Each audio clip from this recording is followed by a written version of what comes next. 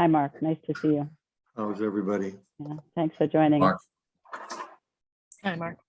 Hello. Okay, just welcome everyone to the April 4th Planning Board meeting. And I'll take a roll call vote. Ms. Delicio? Here. Ms. Foley, as I said, won't be joining us tonight. Ms. Creighton? Here. Mr. Gilbert? Here. Mr. Olney? Here. And Ms. Tenney? Here. Okay, so we're 5 out of 7, 6 out of 7. And I just want to let everyone know that this meeting's being recorded, and to make any inquiries to go through the chair as we go through this. At this point, I will turn the proceedings over to our vice chair, Sarah Creighton, to proceed with the meeting. I will share the agenda. Thanks, Ron. I think actually we're gonna have other things to share, so maybe we'll, Okay, I can stop. yeah. Let me give you capabilities to share. Will you be sharing? Yep, I think we probably will be. Hopefully we can talk through some of these things as well. I just want to do a couple things. One is the minutes. Unfortunately, Sue, we still don't have them going into the meeting folders. I was able to track them down in the document folder. So they're in the root folder. So nobody had a chance to look at them, unfortunately. So I did copy. I found them. Am I muted? I looked at the first one, 2-8. They looked fine. I didn't know if Sarah, if you looked at them at least. I was on the road all day today, and they weren't there on the weekend, and I didn't try to track them down. So No problem. but if I have other people looked at them they were in the root folder that as in the, anybody want, Laura has. I looked at a few, the ones that I could find by going back in the various planning board meeting folders. So a few from February I was able to find and look at. I have one correction. Maybe you can send the corrections to Sharon. Rana, I think we probably have to defer again, unfortunately. We're going to probably need a meeting just to go over minutes. But anyway. I did want to talk to you, Sue, on the posting of minutes. There have been no minutes posted this entire year on the site, so we need to figure out what's going on. Each time I ask, she says they're posted, that she's given them to the clerk. So I don't know where the disconnect is. You can check with the clerk. Yeah. And she had said that some in January 24th were approved. I couldn't, and then she sent me those minutes and they were riffed with errors. So I'm guessing maybe she didn't send me the ones that were approved. So if anyone has the 124 minutes to make sure We that did approve them with the corrections that I went through, and I gave her a handwritten copy of the corrections, and I have a PDF of that. And I know you Okay. asked me for it, I don't know straight. But before, Yeah. Mark Bobrowski is with us and he has to leave at 8. So maybe if we need more minutes, we can take him up at the end. I do want to say two other things though. Just if anybody is watching this after the fact, there were some complaints that we were overlapping with the Board of Selectmen, which we did talk about last meeting. But if anybody's tuning in, we're not talking about the transit-oriented development or any of those issues. We're just simply, this is a working session to go over zoning changes. We encourage you to watch through this very exciting topic till the end, but it's not about the transit-oriented development, which I think some people thought we were going to be talking about tonight. The other thing is that in terms of LCD updates, I think the only update is that the Finance Committee did, we understand, vote to recommend approval of the LCD changes at their last meeting. So that's good news, I think. So with, we sent Mark, a bunch of I think we sent him 10 documents that basically represent where we, are. And we asked him to check through documents that I don't think we need to get comments from you, Mark, unless there is something egregious. I think we'd like, any administrative comments, but if there's anything outrageous in the sections that we sent you, which were that we've already moved, we think are ready to move to town meeting. And those are non-conforming use, section 12 administration, and sections 1 through 4, which we're actually going to talk about for tonight. So are there any issues there that are not, clerical kinds of things, but that we've made mistakes on? I think we've reflected your comments, but I did not get anything for review in that ilk. I got section 6, which is very long, and the residential cluster provision, which I did take a look at. So I'll Okay. have to look. That was the non-conforming section, admin, which is section 10 or 11. yep, and did you get a sections memo 1 from through me? 4. Yeah, okay, so No, I think it bounced. I think if I remember right, Sue said your email bounced to me. okay, well, so I wasn't really planning on taking much time on that, but if you have any comments that just, things we missed in those sections 1 through 3, section 12, the administration section, and the non-conforming use section, we think those are pretty ready to go. Okay, I will look at those and get something to Cool. Sue by Wednesday. Okay, great, fabulous. So we're going to take things a little out of order because Mark has to leave at 8. We're going to start with the actually the section 6 rewrite that Chris put together and Laura made some significant comments on. And Chris, why don't you just refresh us as to what you were trying to do? And I think what we want to do right now is keep this as a high level discussion rather than the details. And I have some ideas about how we get the details ironed out. Okay, so I'm not going to talk about parking because that's part of section 6 and it's pretty straightforward. What I was trying to do was to consolidate all of the site plan review and special permit performance standards into a single thing that we could refer to whenever we were going to be doing a site plan review or a special permit. We could also use it as a handout to our prospective developers so the developers could see what performance standards we were trying to abide to.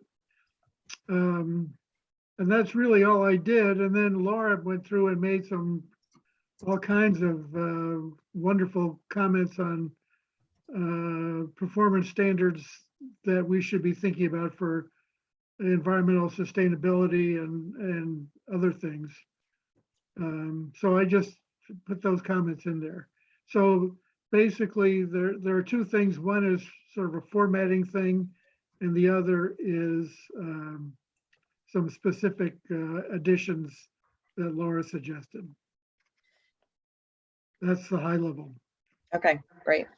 And in Laura made some substantive comments that change or strengthen the performance standards, but in the work that you did, Chris, did you change any of the content in any meaningful way, or did you just kind of try to make it readable? No, I was cutting and pasting essentially. Okay, great. So Mark, what do you have comments on that draft at a high level?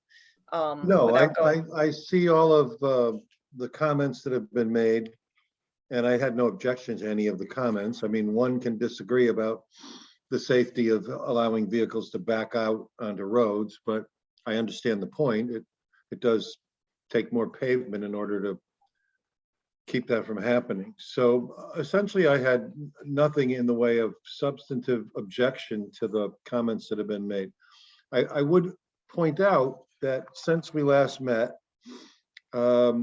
Medford has adopted its ordinance on draft 11 that I prepared for them a couple of weeks ago. And the Medford staff includes a traffic engineer. And he went through the performance standards for traffic, which I had given them pretty much the same as I had given you. And he made some substantive comments and updated, sources and things of that sort. So if you like, I can send you his comments, and you might want to take a look at a traffic engineer's thinking most recently on what constitutes something suitable for Medford. And I Yeah, I that'd don't be think, great. yeah, no problem at all. I'll do that. I'll send that to Sue when we're done with the meeting tonight.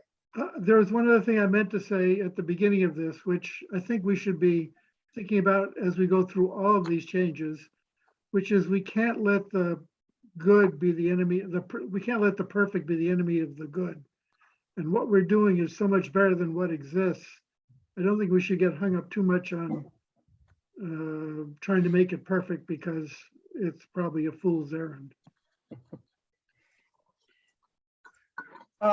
So we did put a draft of the section 6 up, and the only comment that was posted, Mark, just so we know, each of our sections, we have a comment folder, comment file. And the only comment that was there was somebody asked if we had defined hazardous waste, and we did do that in our definitions. We spent quite a bit of time on that. So I'm not sure where that comment came from. But I answered it in the comment document. So that's the only comment the board has made so far. So do we like the idea of consolidating our section 6 and trying to tidy it up and passing it kind of as a wholesale new section 6? That's sort of the way we're headed. If you recall that after we did the renumbering, there was significant blank sections because we renumbered a whole bunch of things and they moved out of section 6. So at the very least, cleaning it up from that perspective is a big help. So I think that's the high level question. Gary, you have your hand up. Can you hear me? Yes. Can you hear Yes. me? Yes. I'm at a different location and the internet's not good. I looked through this and I don't recall seeing something about the backing, that one issue, the backing into the roadway. Has that been removed or is that still in there? It's comment LT2. Sarah, is it possible to put the Yep. text of what we're talking about on the screen instead of people's photos so I could? Yep, sure.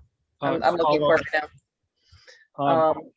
But I thought we had decided to remove that onerous requirement that none of the driveways in the town can allow cars to back onto the roadway because it's not just asphalt, but it can be expensive for some people. Yep, hold on. It's a state law for state roadways only.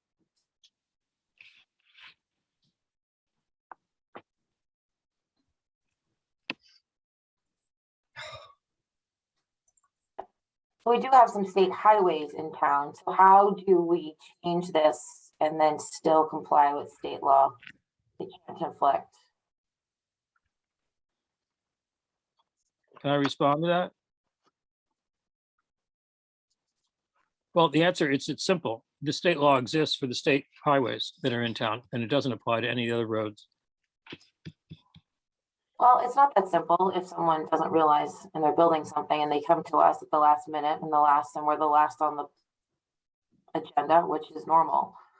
Oh, and I think onerous is an example, an adjective that you have used, Gary, but does anyone know why it was put in there, when it was put in there, and what the previous people thought? I mean, I think it's one idea, it's our idea right now going forward that this should be taken out, but what is the rationale?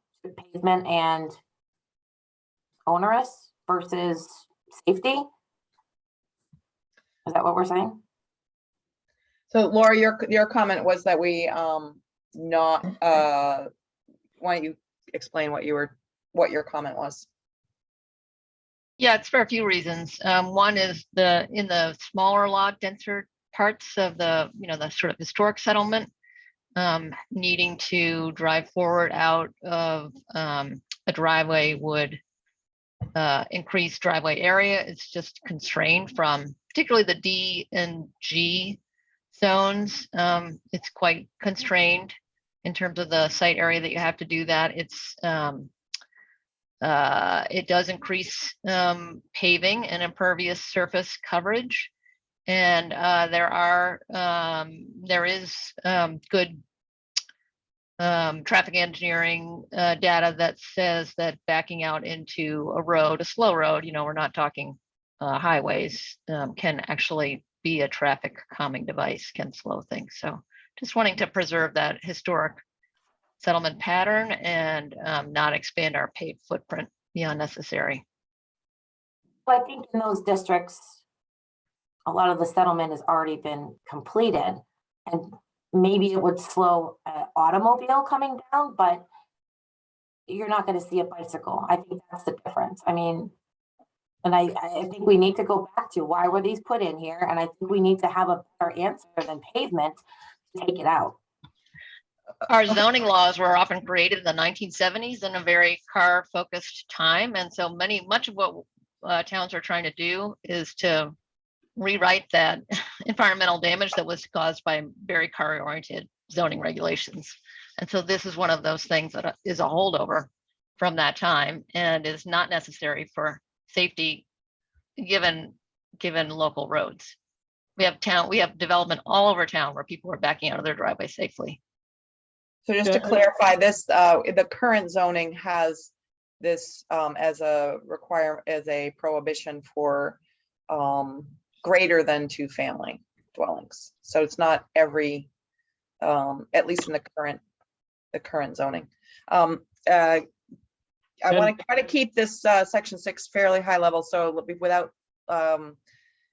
okay, Gary, one more comment on that, and then let's try to move on to some of these other issues.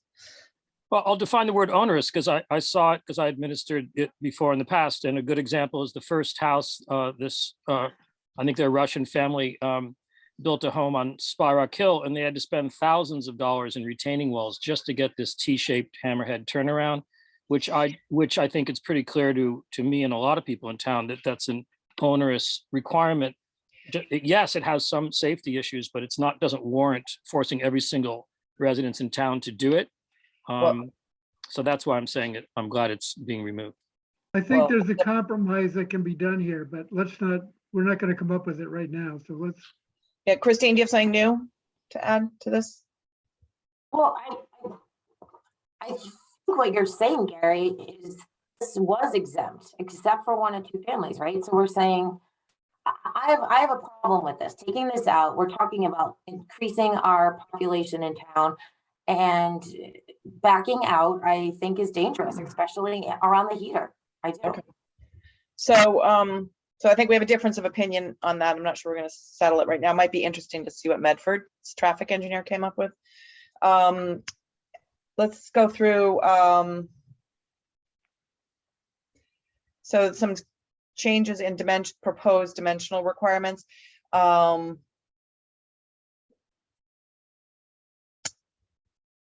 I think what we need to do is also just go through the comments and try to get some agreement as we go forward.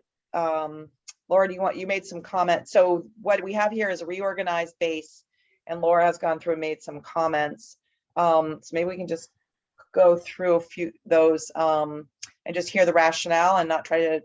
Yeah, much of this was for clarity, Sarah. Things were kind of sprinkled through the different sections, which I think was not in the material that Mark provided, but left over from our previous version. And so, and it was sometimes conflicting in terms of, where planting was required, say. So I did sort of clean some of that up. It looks like I added a provision for bicycle parking where we had not mentioned it before. Yeah. Again, recognizing sort of alternative modes of transit. And I think we left the sign bylaw in all its glory in its current state, recognizing that we probably need to change that at some point. And then the question here about performance standards for special permits and site plan review. And Laura asks why excludes residential use. So Right, so I didn't make any changes there, but I asked the question. Should we exclude residential use? Should we exempt our municipal uses? No, I don't know if that might be a Dover requirement there about the exemption of municipal uses and structures, but if we're trying to, No. no, it's not, okay. Well, I think I'm trying to, let me go back and look Yeah. at my original drafts of this section. But the purpose of this is to focus on non-residential, with the exception of larger multifamilies Mhm. and commercial proposals that require site plan approval or special permit. So it wouldn't include anything to do with single family. It would, if you wanted to define large multifamily as 6 units or more, it would include that. So we define elsewhere in section 4, what things require special permit and site plan review. And then I think the idea is that when you check that box, then it comes here to this section. Let me just grab my draft off of my computer. You And I know, I guess think yeah. we've made some fairly significant changes to your draft. At this Yeah, point. I can appreciate that. I just want to see what I did so I don't go crazy. That's all.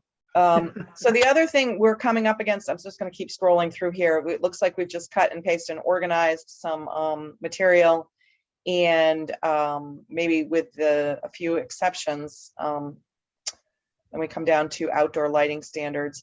Yeah, I made a lot of comments on lighting. Yep, and I'm happy to look through those. The searchlight issue. The one question you asked was, why do we allow laser show searchlights? Or why do we? For advertising, we prohibit them for Advertising. advertising. Right. I don't know if that's Do we allow them? legacy. So I want to actually propose the larger question here. So Laura's made some good comments here. And then noise standards, and other kinds of things. So just to go back, since I found it, just to go back to the special permit site plan review. So the original intent here was, and you can change it if you like, but the original intent was that if there was something other than a single or a 2-family or a multifamily with 5 or fewer units, it would not be subject to this. What would be subject to this would be the non-residential, i.e. commercial industrial uses, plus multifamily dwellings with 6 or more units. So it's the big stuff that gets subject to these performance standards. That's the way it was drafted originally. Yeah, that's still the intent. Okay. Yeah, Just I wanna think be I clear. was looking at a word that said non-residential, and I guess I was thinking of the larger development, so Yeah. it was clarification question. Okay. And Mark, does it make sense for it to apply to municipal projects if they are some of the larger projects in town? I think it does. Municipal projects are not exempt unless the zoning provides a specific exemption for them. It's not Dover. So if you don't provide an exemption for municipal projects, they are subject to the regulations. And, that sounds fair to me, for example, on major DPW sites, yards, things of that sort. I would want a site plan review at a minimum if I was going to live next door to it. I think we need to go back because I think we took that out. So I don't think there needs to be any, if you look at 642 in the 3rd line, I don't think there needs to be a waiver for single family residences or multifamily properties of 6 units or less. You're not subjecting them to this, so they don't need a waiver. Right, At least my okay. original intent was not to subject them to this. And my comment didn't indicate that. It was just more open-ended about, do we catch larger residential? Yeah. So to put it, you're saying you're going to give a waiver to things. I'm saying the applicability would be non-residential, meaning commercial, industrial, or multifamily with 6 units or more.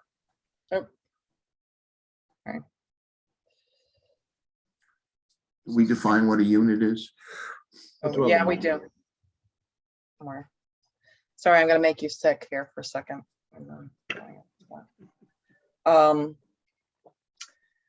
Okay, so it seems to me, if I can summarize what I'm hearing is, thank you, Chris and Laura, for a good review of this and cleaning it up. That what we should do next, I'm gonna propose, is a track changes version of the cleaned up version that proposes that highlights some of the things that we may a few things that are substantive changes, rather than worrying too much about the ordering of things, and come back to us with where we can kind of hammer out how we feel about those substantive changes. The one thing my opinion, well, first of all, let me ask if that seems like a good next step. It does to me, and one of the Yeah. things is that the numbering of these sections are all screwed up because I was cutting and pasting them, and Yeah, we need to renumber it. yeah, that all has to be. So I'm going to suggest that we renumber it and then use track changes for the language that changes, and not worry about trying to use track changes for the renumbering. So is everybody okay with just taking Laura's changes and incorporating them as best we can? I think we should use those that are substantive. We should track change and just get through them. I think there are a couple of them. The only thing that concerns me is anything that would be controversial, because I feel like it's such a opportunity to tidy up this section, and then, you know, in November or some other time, if we want to tackle signs or some of a few things that might be controversial, but I think most of them are not, as I look through it. So the idea will be to have track changes with the crossouts and the proposed language in the same document, correct? Or will it all be? yeah, I mean, for show. I mean, you know, to show public. I'm thinking about how we present this. Well, we're not talking about the existing section 6. We're talking about changes to the proposed section 6. Okay. Because you Okay. couldn't track change Right. the existing, Okay. would be impossible. Yeah, Okay. I think that's the problem we have with many of these sections. Okay, thank you on that. Let me jump to section. I'm actually gonna, before I go to section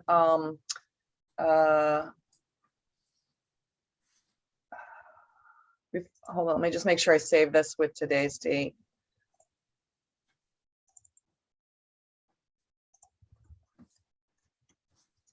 What's today's date? Somebody help me. April. 4. Thank you. So I want to actually I'm going to jump around a little bit to the moves to the general bylaw, because we took some of them out of section 4, which is why I thought it would make sense to do those next. Maybe Mark, as I'm pulling this up, you could help us understand which things belong in the general bylaw and which things belong in zoning. Just a high level discussion of that. If I remember correctly, the things that we pulled out were the stormwater bylaw, which is usually adopted by communities as a general bylaw. There was also a provision that had to do with a moratorium based on sewer availability, but I think we just decided that we would. We deleted that. No, I guess that. my question is even higher level. Oh. What things belong, you know, what types of things belong in the general bylaw, and what types, and it seems like those are things, my understanding is things that apply to everybody and aren't related to getting a building permit or a subdivision approval. Well, Is that there's no correct? there's no hard and fast rule. There are cases, very few, but there are some cases in which municipalities have tried to adopt what would truly be zoning subject matter as a general bylaw. And the courts have looked at typically whether that's a subject matter regulated by zoning, what the intent of the town was. So that, for example, a community, Raynham, tried to ban the number of mobile home parks in town, and they passed a general bylaw limiting the number of mobile home parks to 6. And the court, they'd always regulated mobile home parks in zoning before. And the court threw that out and said, that's a zoning bylaw. You have to adopt it as a zoning bylaw. If you look at it from the other direction, the things that municipalities typically carve out would be signs, stormwater, and generally things which you want to be prospective and retrospective. So remember that zoning only looks forward and general bylaws look back as well. So a general bylaw, real simple one, would be curb your dog. That's not just going to apply to new dogs, that's going to apply to old dogs too. And that's why you pretty much focus on the benefits of a general bylaw there. Okay, that's helpful. So signs, you would look both ways. If your sign is falling down, you don't want to say it's grandfathered, thus there's no problem. You want somebody to come into conformance. If your property is leaking, you don't want it to just, the stormwater bylaw to be effective only for new homes. You want it to get old homes as well. Okay, So Mark, how about parking? Parking is typically a matter that's zoning related and is, I don't know of any town that doesn't, that regulates it as a general bylaw. And how about parking a recreational vehicle in your side yard? I suppose Or a that boat. that kind of goes both ways. I mean, you could have a general bylaw that would say curb your dog. okay, so with that, Okay. so with that in mind and our effort to try to get some things into the general bylaws, Chris and I, or we have collectively, and then Chris and I as our drafters here, took a stab at this. And there are a couple of categories. First of all, when we just procedurally, correct me if I'm wrong, Mark, but I think they need anything that moves to the general bylaws. We need That's- 2 articles because that's you need to have correct. 22/3 to remove it. And the general bylaws need a majority. So they have to be Yep. separate articles. Yep. So the first one is to delete the junk car section, which is 8.5, and put it someplace in I just said following section, blah, blah, to the general bylaws. And all I did here was to copy that section. I think we've talked about that one, and that's not, so I put all these in one folder and called it items to move to the general bylaws. This in fact came up as a topic when we were doing Medford. Right. We had a zoning draft. Somebody said, what does the general ordinance say? We found the general ordinance and now the zoning just says, see the general ordinance. Right. And the same thing we already talked about and voted curb cuts. So I'm not going to go through that one. A couple came up in our discussion of section 4. So Chris and I propose, this is why I'm taking this before we talk about section 4, that we delete these things that we've talked about from section 4 and then amend the general section something or other of the general bylaws by adding a section that says storage of commercial vehicle materials and vehicles. And then it seems that the general bylaws have an enforcement agent specified. Is that correct, Mark? Is that generally is that always the way that happens? There needs to be an enforcement agent? The general bylaws can be enforced by the building inspector, or they could also be enforced by the police department. Okay.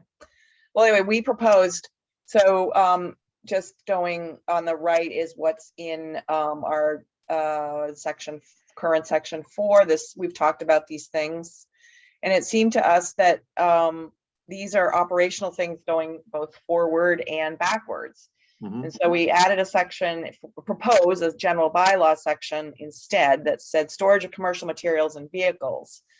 The building inspector or whomever shall allow the following, provided they are not visible from the public way and do not create a nuisance.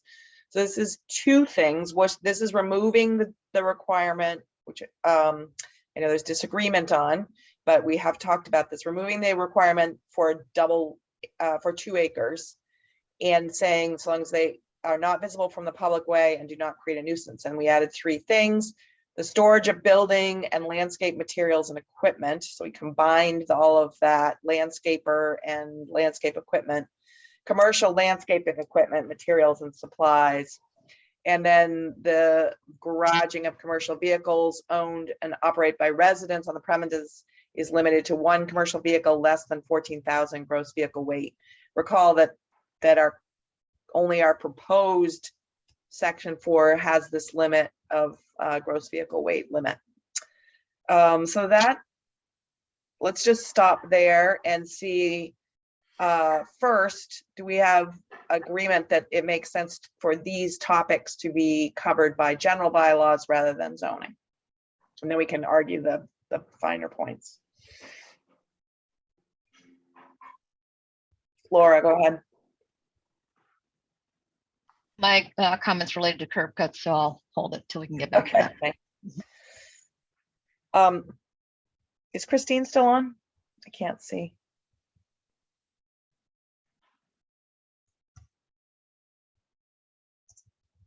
No. Yes, she is. I was just trying to find yeah, I'm still here. Okay. Okay, good. Thank you. So make sure. So I know that Christine, you felt had a lot of strong feelings about these issues, but we get more applicability if we move them to general bylaws. So does that make sense?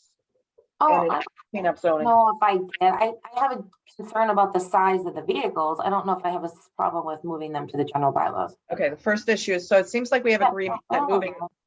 so it seems like we have agreement that moving this section, these issues to the general bylaw makes sense. The gross, okay, so then let's take them one at a time. The current bylaw, current zoning requires 2 acres and then a special permit on a smaller parcel, in which case it has to stay in zoning if that's the case. And we had quite a lengthy discussion at a prior meeting. So that is a change. This that we've put here, here is a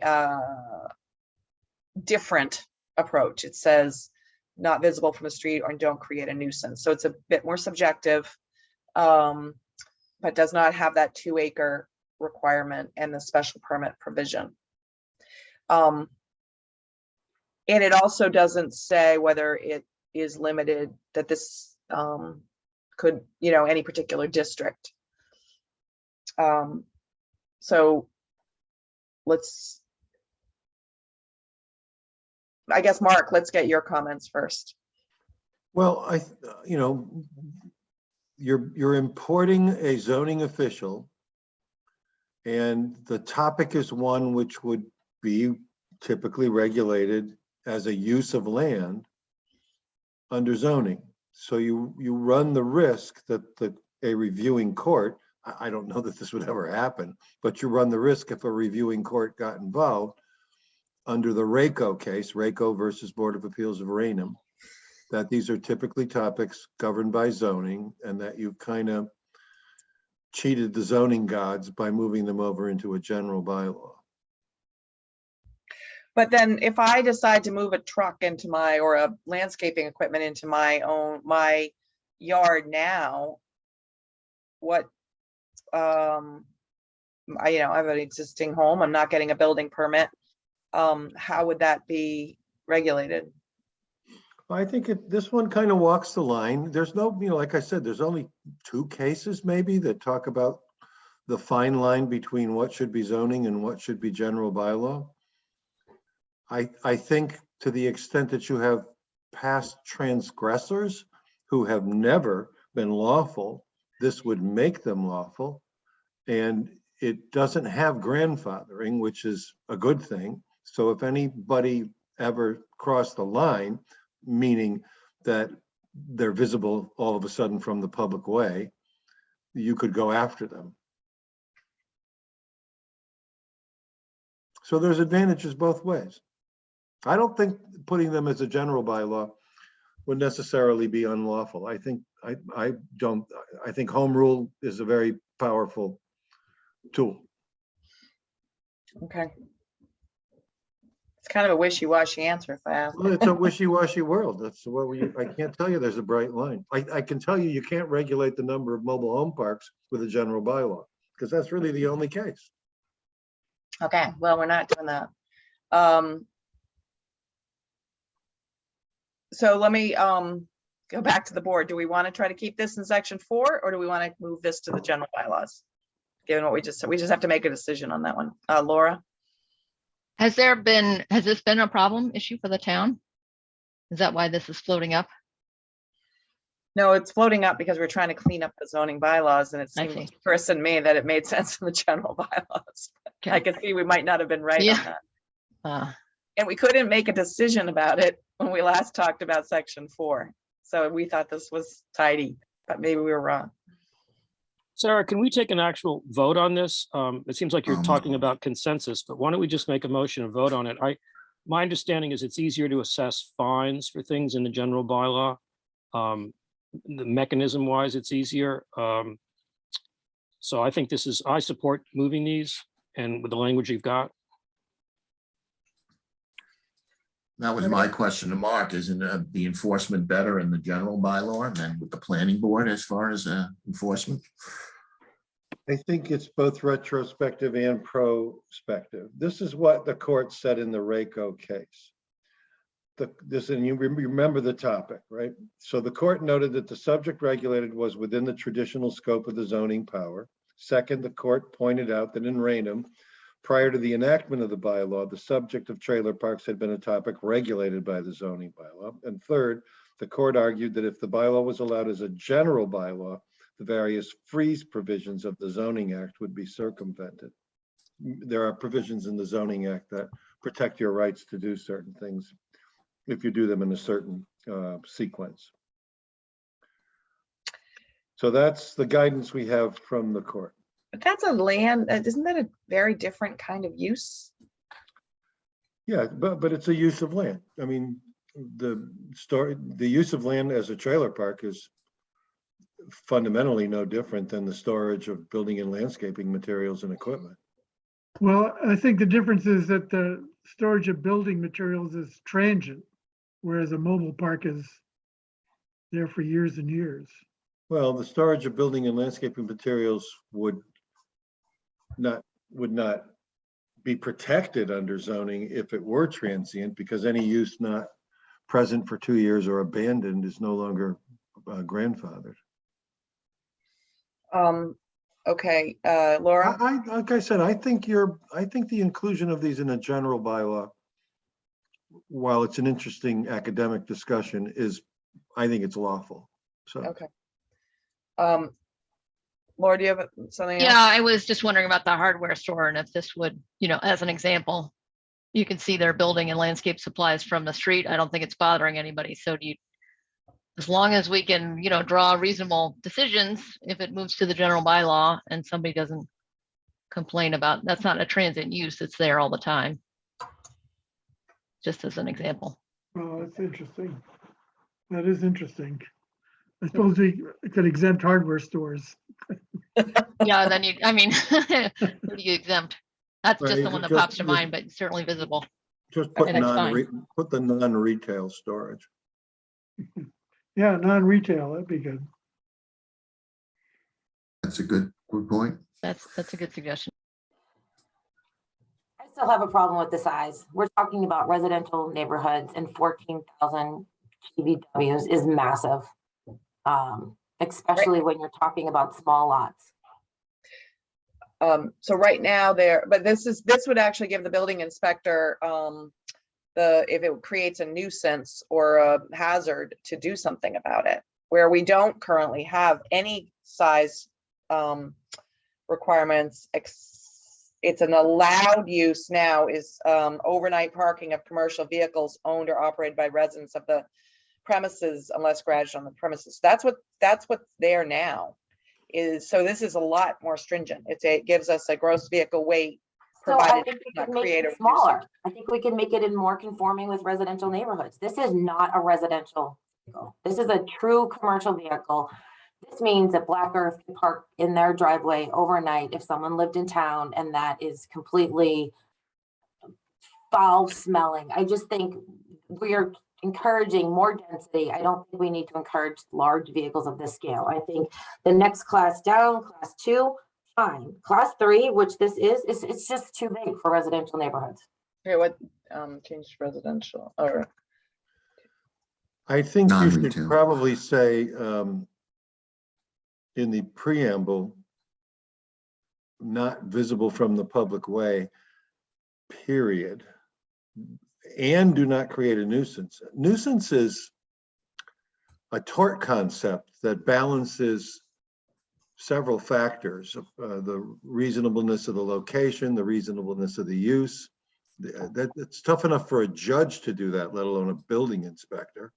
So, and my concern is this is just bottom line safety. I mean, these large vehicles backing out now is going to be allowed into streets that have children riding bikes, walking to school. This vehicle's just too large to be in a residential neighborhood.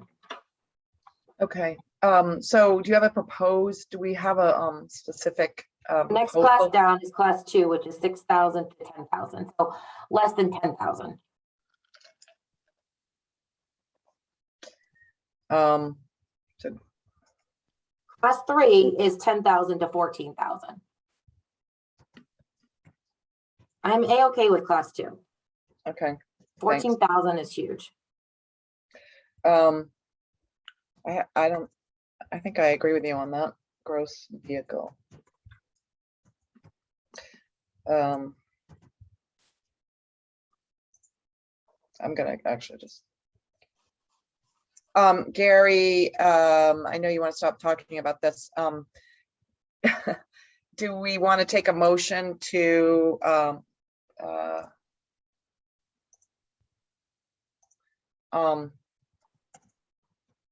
move these items to the general bylaw and include a limit of 10,000 pounds gross vehicle weight instead of 14,000? Does somebody want to take a motion on that and make a motion that way to move these to general bylaws and with a I 10,000 would, I would also add non-commercial. of non-commercial? Yeah, I need to fix that wording. I can't quite figure out how to do that right now. He said non-retail, I think was Mark's words.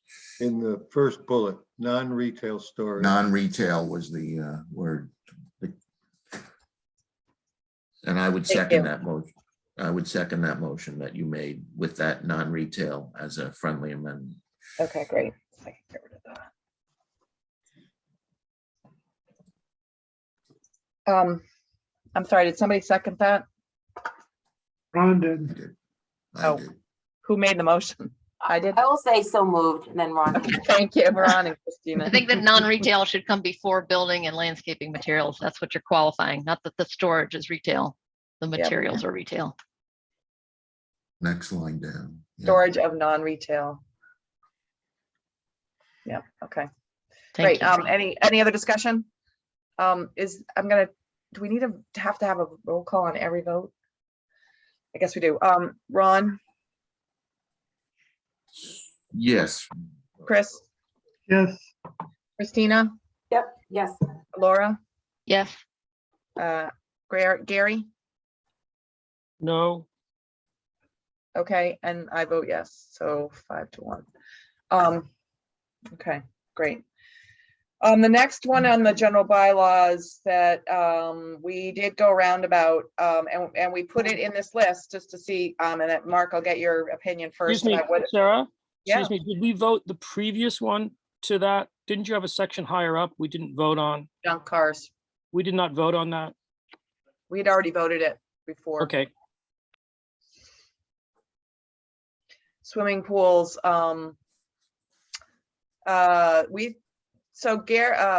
Chris and I thought maybe swimming pools should be in the general bylaws, but maybe based on what you just said, Mark, I'm not sure we were right. So tell us whether we should have swimming pools in zoning or general bylaws, where they belong. Well, it's a topic typically regulated by zoning, Okay, and you've historically regulated it with zoning. Those are the two main factors. You got a lot of grant building permits and zoning officials, and I'm just reading through it. I think You can't have a special permit requirement in a general bylaw. okay, E. Yeah, it stays in zoning. okay, so this stays in zoning. I think I agree with you on that, keep in zoning. I think the content of which we already went through, so I'm not gonna spend time on it. We can always come back to it in our hearings. Curb cuts, this we voted a long time ago. I just took out the form, and I don't know why this format looks like this, but this has already been voted by us to change the permit issuing by the Department of Public Works. It was not a unanimous vote, I know that, but we did vote it. Is there any new information on this that, I know Laura, you had a comment. Oh, you're muted. Thanks. I made a comment in the SharePoint document. Yeah, sorry, I'm not using the SharePoint one. So Would you like me just to apologize. speak to it, or? Yeah, how it's yeah, used? Okay. Go ahead and speak to it. All right. It's similar to the one we were just talking about. Let me just get it up again here. And the reason I'm not doing that is Yeah. because I want to save a separate copy on these things. Okay, got it. Sorry, I've got too many tabs open here. Okay. The regulation of driveway entrances under C. Yep. I was proposing one, that we either strike the driveway be designed to allow vehicles to enter in a forward direction, or qualify it, exempt districts D and G to preserve the closely settled historic character. And second, that's one thing. Second, I was proposing to add a sentence in the next paragraph. There shall normally be not more than one driveway, apron, and curb cut per residential lot. Residential uses are encouraged to utilize only one driveway entrances, with two being the maximum allowable. I have no problem with either I of have them. no problem with those changes. I can pull them up, sorry. I'm gonna have to unshare, Okay. figure out where I'm at. I have no problem with that, but then when we talked about this before, it was, okay, and then what? When does it get kicked back? And I think that language needs to be clearer. Like that decision shouldn't be, in my opinion, to the DPW. I think it should be one. DPW can make the decision of one. At some point, we needed this checklist that it gets kicked back to the planning board. And that language, to me, doesn't have that clear language. No, I think we voted to move this to the DPW. Oh, no, absolutely. Yes. But there were. Yeah, there I don't was- want it coming back to us. We don't, we're not engineers. We are, we don't want to be dealing with curb cuts. I So think, Why is the nobody's- planning board all- still playing a role then? I think there's a point here, which is if a driveway is proposed that does not meet the DPW standards, Right, then it comes to the planning board for a special permit, and we get to review it then. correct. So we can't put special permit requirements in the general bylaws. Well, you're pretty much backdooring it. So again, is this a topic typically regulated by zoning? Yes. Is it something? Well, no, actually, it's not. No, it's not. No, it's not. But you've got the planning board involved in a general bylaw by saying that if all fails at the DPW, just go to the planning board. Isn't that Mark- what it says? So Mark, Yes. that does exist in something that we already have in our general bylaws, our earth removal, while Mhm. in the general bylaws has a special permit granting authority as the planning board. Likewise, stormwater general bylaw comes back to the planning board in certain instances. Are we on shaky ground there? Well, you have most towns would send the soil stuff to the soil board. In the southeastern part of the states, many towns have soil boards. And sometimes it's the Board of Selectmen, sometimes it's a separate board. The Board of Selectmen is the road commission. They are the Board of Road Commissioners by statute. So instead of sending it to the planning board on a DPW disagreement, why not send it to the Board of Road Commissioners? Or to the highway I like that superintendent. idea. The highway superintendent may assume the powers of the Board of Selectmen as road commissioners. So you could send it to the highway superintendent. What scenario would it be kicked back to the planning board for a special permit? This is a curb cut. What I don't, Let's I say, don't, that Ron, Well, look let's at the say bylaw somebody again. wanted to put 2 curb cuts in. well, we're amending, okay. We're saying no, if you want 2 curb cuts, you gotta get a special permit. And Mark is suggesting that special permit comes from the road Board of commission, which is the Board of Selectmen, unless otherwise determined. And I'm sure that they could So- say, what do you think, planning board? Well, Yeah, I think the concern definitely. was, and why we kicked it back, is because some of these neighborhoods are tight, and now we're taking out neighborhood ability to comment on something and where it goes and so forth, if you have 2.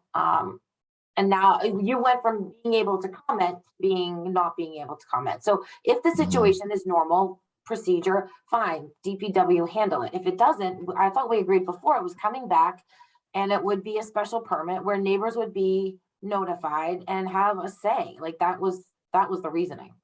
Yes, that's right. But I think having it reviewed by the Board of Selectmen that's fine. The neighbors would all have a chance to chime in on that as well. Doesn't have to be the planning board. Okay, so I'm gonna interrupt our discussion think- for 1 second, just 1 second. I'm seeing a bunch of people come. You're welcome, everybody. Our purpose tonight is to review the minutia of a bunch of zoning changes, and we are not talking about the transit-oriented development. In case people are wondering about that, please feel free to stay on. And this is not a public, we're not taking public comment on things unless it's from another board member or Board of Selectmen or something. So just if people are looking for that, I just wanted to clarify because we just got a bunch of people coming in. So welcome. might- Please stay. I'm sorry, you might also want to clarify that these are zoning changes for the June town meeting and not the. Yeah. Thank you. Zoning changes proposed for the June town meeting, not for the April 25th town meeting. And the zoning changes drafts will soon be up on our website. So that's why I'm trying to hammer these things through tonight. Okay, so what I'm gonna Oh, propose for this curb cut is that we take Laura's language. We're gonna have to put that we include that, and that we ask maybe to write, we're gonna, maybe Sue and Chris can write this language about about who's gonna, if it's not compliant with the requirements, that it goes to, who do we want it to go back to? Planning board or the Board of Selectmen? Okay, we can write it up. I Okay, think I'm it should gonna come back to the planning board. If we're gonna be talking about special permits with the property anyway, why would we send it to the Board of Selectmen? I think I tend to agree with you on that. I don't think it matters. I think we just have to decide. Yeah. I think we just send it, we're the ones that have been dealing with it. There's no reason, in my opinion, for the Board of Selectmen to get involved with it. Okay, Fair enough. I agree. Okay. Sounds good. Okay, so the next one on special permit, Mark, you mentioned stormwater. We had sort of intended to just keep our stormwater where it is for right now, unless we can well, there's some changes that the DPW director asked us to make. We would also like to do a much deeper dive on stormwater, that is best management practices and so forth, but probably feel we cannot do that for the June town meeting. Mhm. If we send you the stormwater, can you just advise us whether it belongs in zoning or in general bylaws? We'll do that after this meeting. Because we made some changes since you've last seen it. Okay, why don't you send me the redraft and then? Yeah. And I If think we'll you- just take your advice on All right. that. But Is it ready to roll as a zoning bylaw if it's going to be included in that? Is it numbered properly and yada, yada? numbered properly is another matter, but more or less. Okay. So since you raised Laura, your hand up on stormwater. It was just a question for Mark. If you have examples of communities who have done best practices on stormwaters that you could send us for our future effort, That would be great. we'd love to have them. Okay, the one I admired most, although it may be a little dated now, is Dedham, and it's a general bylaw. But Dedham, I'll okay. look and see if anybody else has a better one. Great, Okay, thank you. great. So Sue, make a note to send it. We'll send that to him. I'd love to get that tighter, but okay. The last one on my general bylaw, I think we've kind of signs is a bigger issue that I think we're not able to, our time is very short for the June town meeting. So I think Mark had mentioned signs as a general bylaw as well, but I think we're going to keep it where it is for right now and not touch it. It's part of that section 6 that is being redrafted, unless somebody wants to take it on. The last one though is the prohibition in section 4 for the storage of recreational vehicles, boats, and trailers in the side yard or rear side yard. And I'm gonna just share the language on that one. That is in section 4. It's a prohibited and this is not in the shared drive. I forgot to put it in, so forgive me. This is in section 4 of zoning, is a prohibited use of the storage of these things in the required side or rear yard. So I personally have 2 comments on this. One is it seems like it's a general bylaw thing. And secondly, I actually think it's I can actually see town meeting getting quite excited about this topic. I could be wrong, because You're when you probably drive right. around town, everybody has a boat Well, or a boat trailer in their side yard. I mean, like you could drive from here, my house, to downtown and probably see 15. So why don't you, this reminds me of the ill-fated evening meeting in Swampscott when I added storage of lobster pots to the list. Why not go for broke? maybe we should just recommend taking it out. I don't think boats would work. And so I don't want to just carte blanche take it out without talking to my colleagues here. And my guess is that your opinion about this might depend on whether you have a boat stored in your side yard or whether your neighbor has a boat stored in their side yard. Well, I don't think it's side yard, it's the setback, right? Setback. Yeah, and the setback. Sarah, I spoke about this with the building inspector and I've opposed this in the past. I think that's too extreme. The setback is 20 or 30 feet in some cases. I think it's excessive. You're not supposed to park within 5 feet of the property line, but as you said, plenty of people work and they store their boats temporarily in their side yards. I've spoken about opposing this in the past. At the most, you should say no closer than 5 feet to the property line.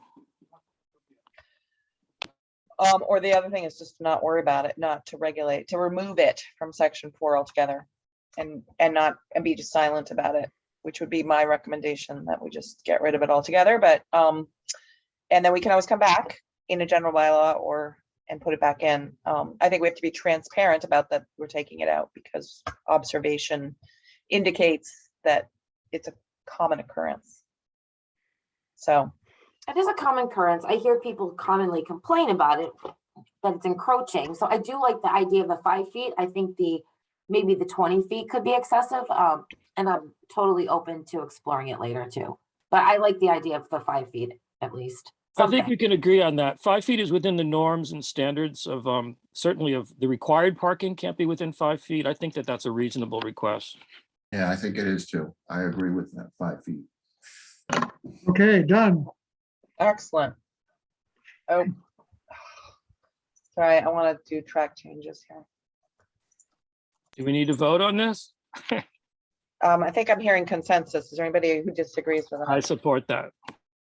Thank you. Support. Okay. I'm gonna have to wordsmith that's within 5 feet. Okay, great. That's our general bylaws. We're not gonna do signs. Unless somebody really wants to take it on.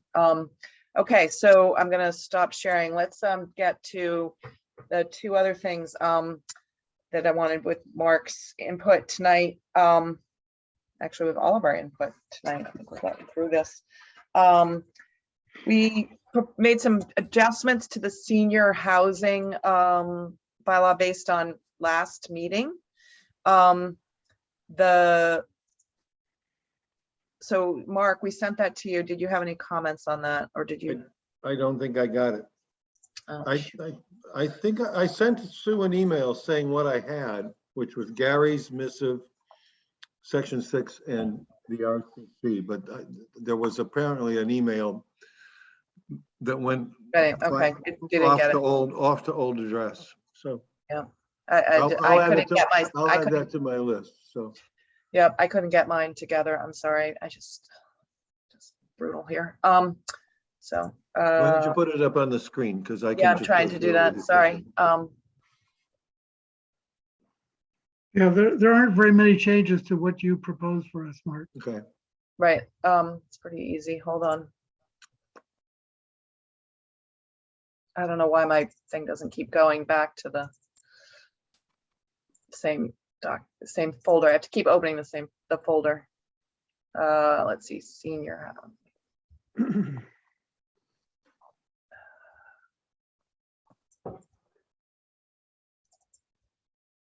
Okay.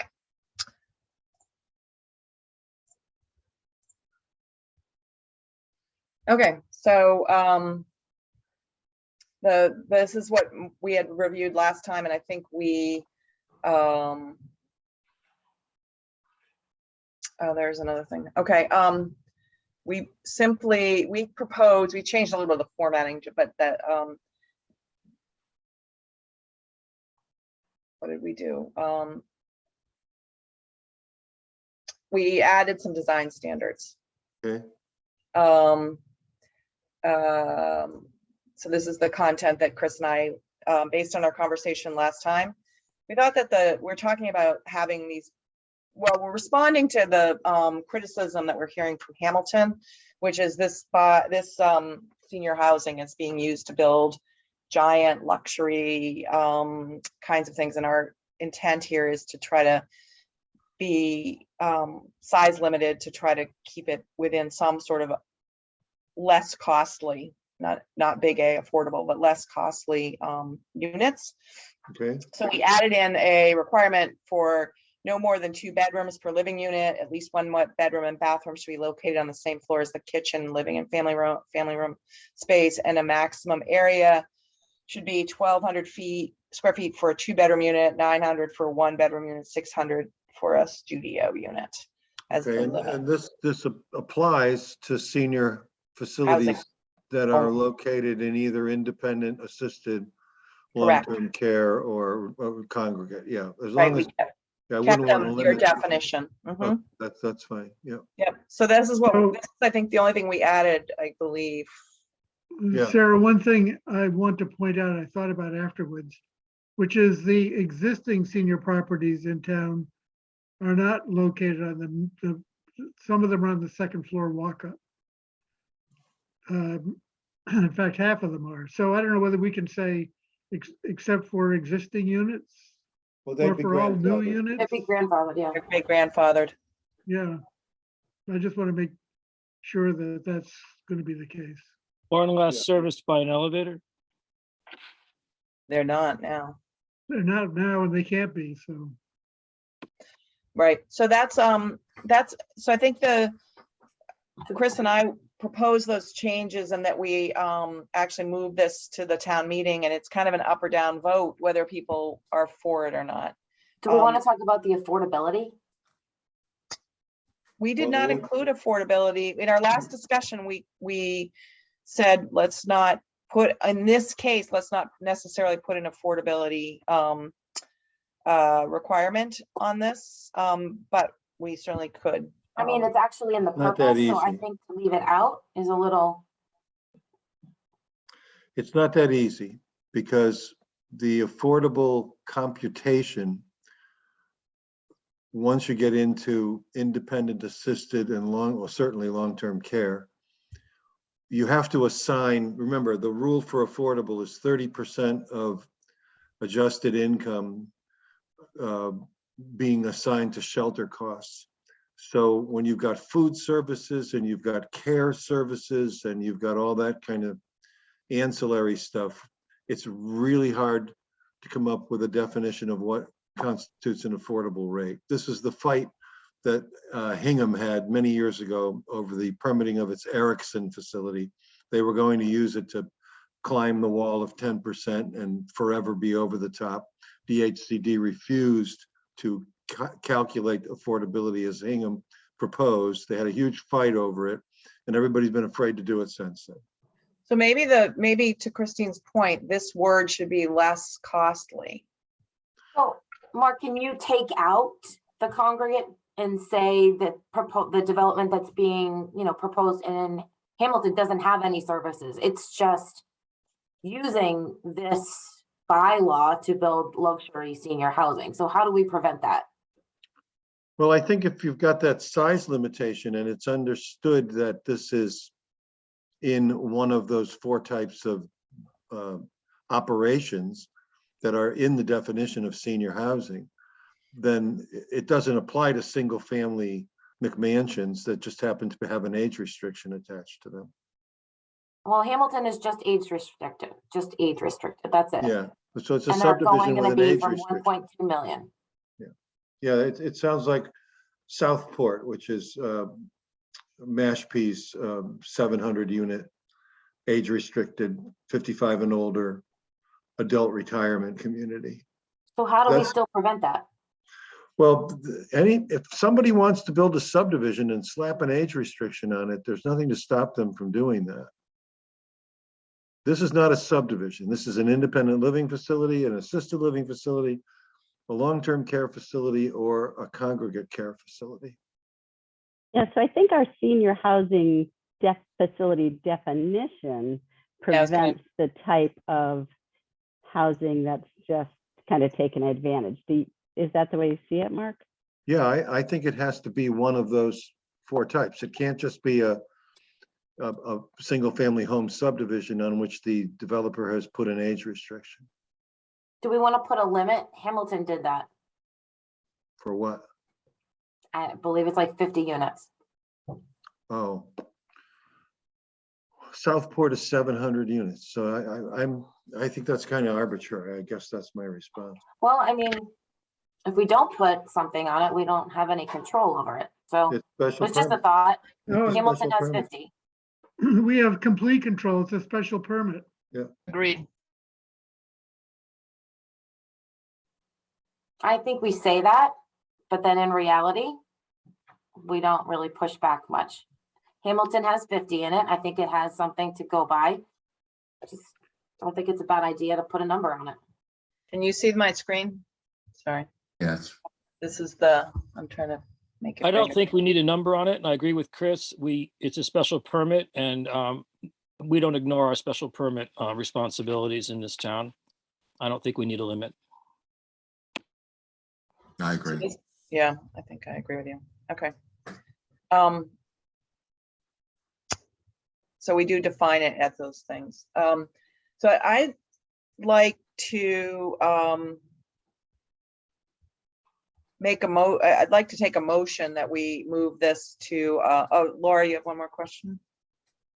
Something we talked about earlier. So if we get time at the end, I'll mention it. Thank you.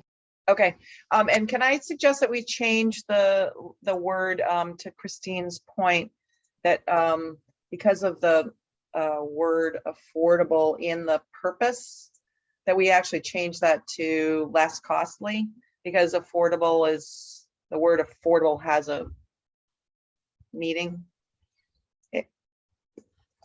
Yeah, I think that's an appropriate change. Okay. So with that change in the. I'd like to make a motion that we approve this,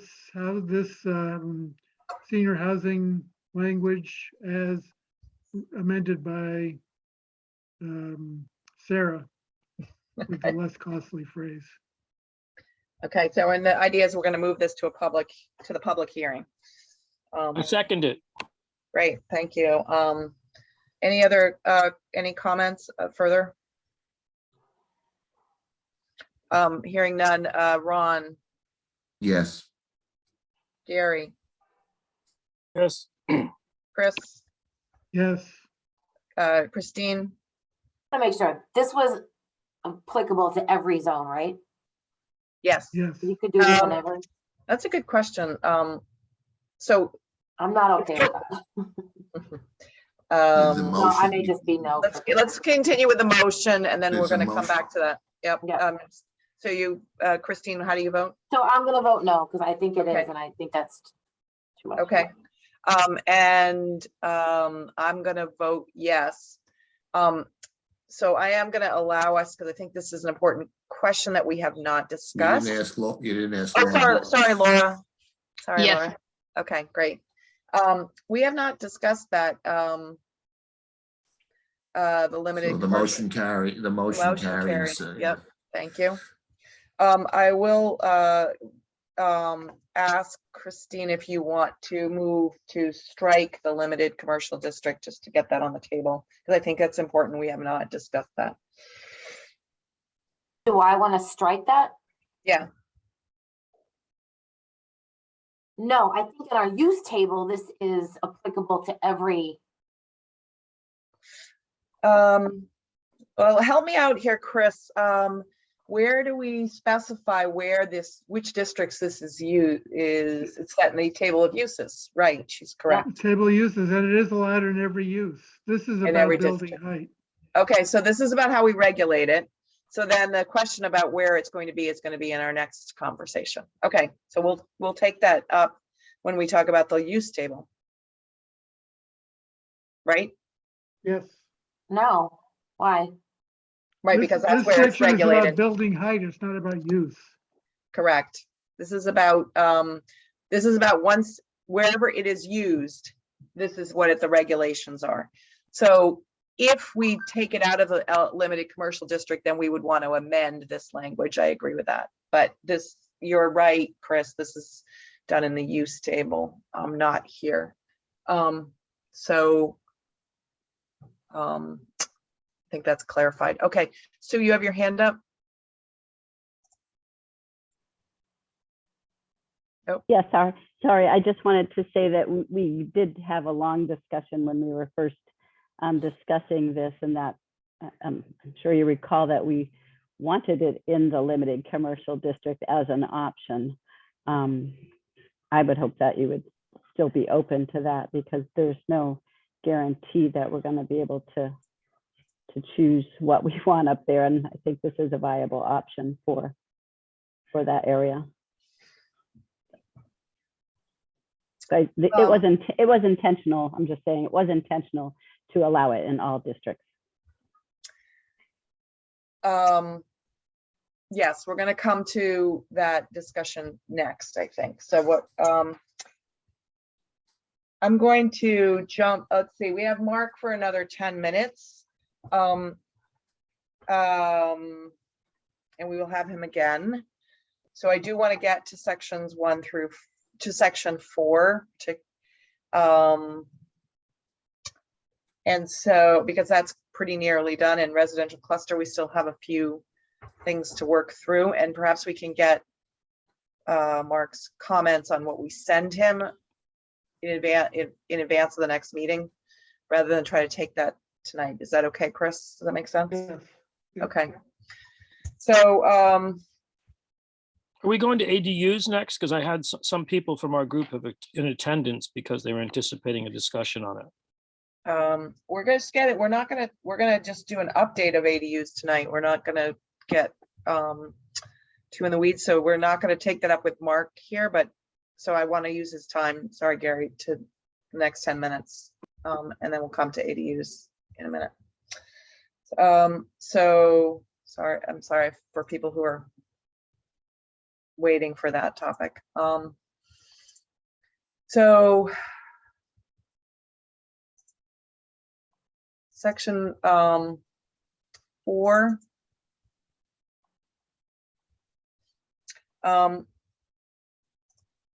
Without the use table.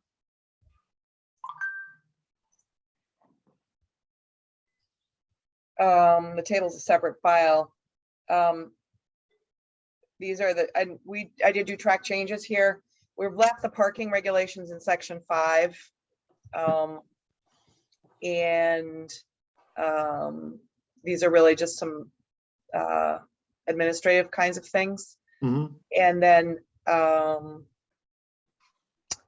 these are related to, these are now in our use table. Okay, so if you go back to allowed accessory uses, permitted. So in a couple of recent cases, the court has said, the land court has said, and the appeals court, that you know how the table generally works for principal uses in the following manner. If it's not listed, you can't do it. That's a pretty hard and fast rule. You can, if you scroll up to 4.1, you can see it actually says that, right? Yes. Right? Shall be designated. Those uses, generally towns say if it's not listed, you can't do it. That rule applies to principal uses, but it doesn't apply to accessory uses. The court has said it's impossible to envision all customary, incidental, and subordinate uses, and therefore the ones that are listed are fine, but there are others that are not listed that are also permissible. So I just want you to understand that. Okay. All right, we'll keep that in mind when we look at the table in a minute. Yeah. So we have the table. We say in addition to the allowed accessory uses in table, in the table. Yeah, I think you kind of have to, after these recent cases, you have to kind of caveat around that by saying allowed in the table, comma, or that meet the definition of accessory use as contained in section 12, right? Which is the definition of accessory use. And then you can go on with the sentence. Okay. So that would be, or that meet the definition of accessory use in section 12, where you have your cursor. Actually, section 2. The definition's moved up. Yeah. Yeah. Chris, can you make a note that we need to make sure we have a definition of accessory use? I think we do, Yeah. but Mhm.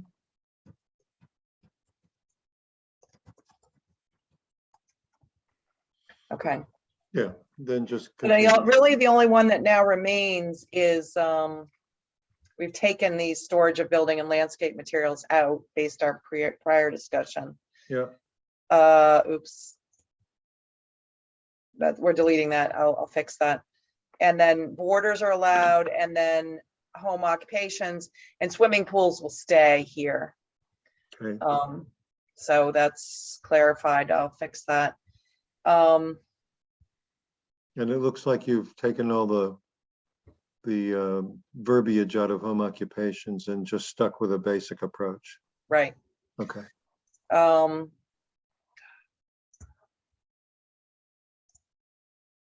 While we're waiting, Mark, is there a reason to limit the number of accessory buildings? Is that common? No, I mean, I think different size accessory buildings typically have different setback requirements.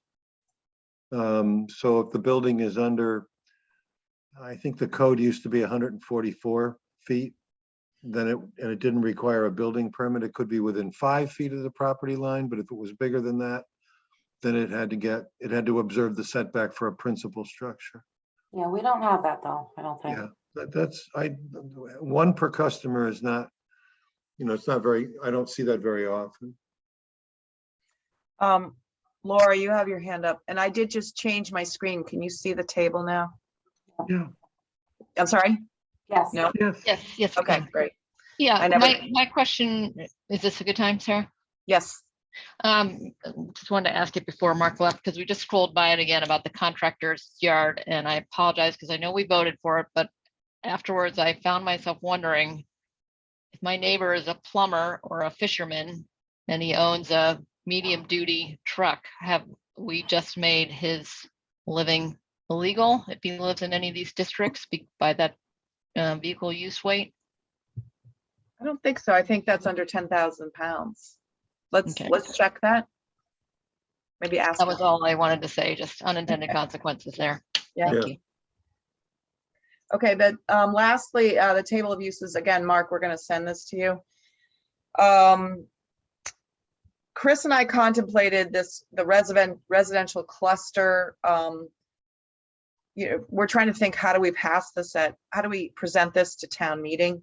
When we Okay. have, and it seems like if we have both the senior housing, and this is relevant to senior housing and residential cluster, that the article has to say two things. One is the definition, and two, the amendment of table of uses, table 4.2 or table 1, whatever we're calling it, to include, in this case, this is the table, this as an addition to the use table, because they go hand in hand. One is the regulation of that use and the other is its use.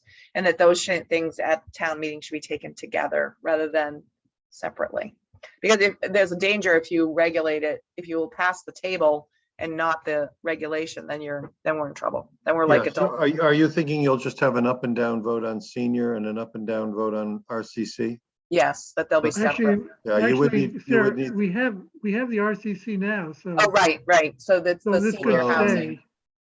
Yeah, yeah, but and it's a different RCC. Right, so- right. Yeah, it's different, but it exists. Yeah, Yeah, same I'm name, okay. Sorry, I'm yeah. looking for it right now.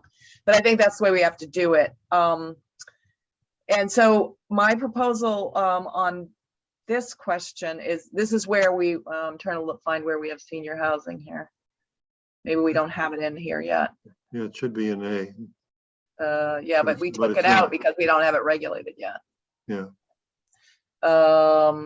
So let's talk about Christine's question about whether it's used across the board. And I'm gonna speak to, before I do that, Mark is about to leave. Do we have, anybody have any other questions for him on any of the zoning changes that we've been talking about for June? Not that I can think of at the moment. Mark, we will, Actually, I'm gonna have a quick question, Oh, which yeah. he's not gonna be able to answer, but just to put on the table, which is the inclusionary zoning. And how, I understand that you can require a certain amount of affordability as part of a special permit process, but you can't do it for properties that can be done by right. So you can't, if you could do a 20-unit subdivision, you can't require some of those units to be affordable. My question is going to be, though, when we do include it in a special permit and we can't get a free unit for whatever reason, is there some way we can adjust the, I don't know, the affordability, or whether taking cash in lieu of a unit is something we should maybe reconsider after all? Is there some sliding scale that could be applied here? Well, are you viewing the RCC as your inclusionary measure? Yes, Okay, so RCC is a voluntary thing. It's right. not, you can't make somebody do it. And because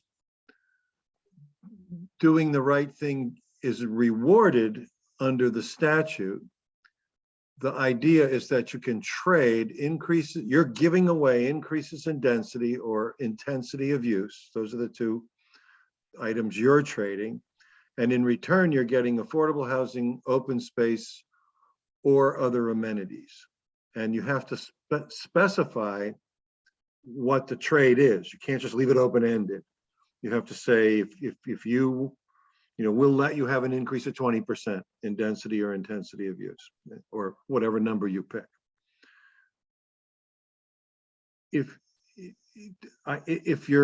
There's a mandatory requirement for somebody to choose this approach that they have to give you affordable housing, at least in the way I wrote it originally. So I don't recall what it was. I think it was 10% or 15%. That's right, 10%. So that takes care of that inclusionary piece. You're choosing both. You're choosing really in order to get the increase in density or intensity of use that we want you to have. You're giving us in return open space and affordable housing. So if we had a 6-unit cluster, conservation cluster, one of those units has to be affordable, but that would be a burden for the developer unless he had, whereas if he had 12 units, he'd still only be required to provide one. Yeah, that's kind of in the drafting. So if you put the threshold for giving an affordable housing unit at a larger number, it would eliminate that problem. I don't think I would advise you to do a payment in lieu. It's really hard to know what the payment in lieu is. Okay, And I mean, one of the approaches you could take is to say that for the affordable units, the developer will add a unit on instead of subtract a unit out. So if you said any subdivision with more than 8 units will have one affordable, I wouldn't make that 7 and 1. I would make it 8 and 1, and then the lot sizes can be adjusted. That's not as Okay. much of a loss to the developer. I mean, a house in Manchester by the Sea is it's $1 million. So if one of the ones I would have gotten anyway, I'm going to have to give away $800,000 of value just to get the benefits of the bylaw, I'm going to tell you the heck with you, and I'm going to just do a conventional subdivision. right, yeah, On the other hand, if I get all 8, and now you're just having me build the affordable at cost plus, that's what it is, cost plus. That's okay, a better got it. deal. That doesn't scare away the developer. Okay, Does the- good, that's does very the- helpful, thank you. Does the affordable have to be contiguous to the property? Does it have to be Okay. what? Contiguous to the Contiguous. property? It Can has to be can it on the property, yeah. It can't be elsewhere in town? Well, you could make that deal. I mean, I think most developers would like to make that deal. I don't think we should make that deal. You could, that's Right, all I'm but- saying. Okay. Okay. I'm just thinking about the guy that has 5 units and he's got to put in a 6th. Yeah, like Just I that we're said, gonna adjust the lot size for them. yeah, you have to adjust the lot size. That's fine. Yeah. But I feel like what's gonna happen is gonna buy some rinky dinky old apartment and say, here you go, just like what's happened all over town already. It is special permit though. Okay, Okay, I'll work on that. Thank you, Mark, that's very All helpful. right. With Thank you, that, I'm Mark. off to the Berkshires, so. okay. We will, Okay. Sue will get you some documents or, to If she review. ever comes home, I'll get her in the office.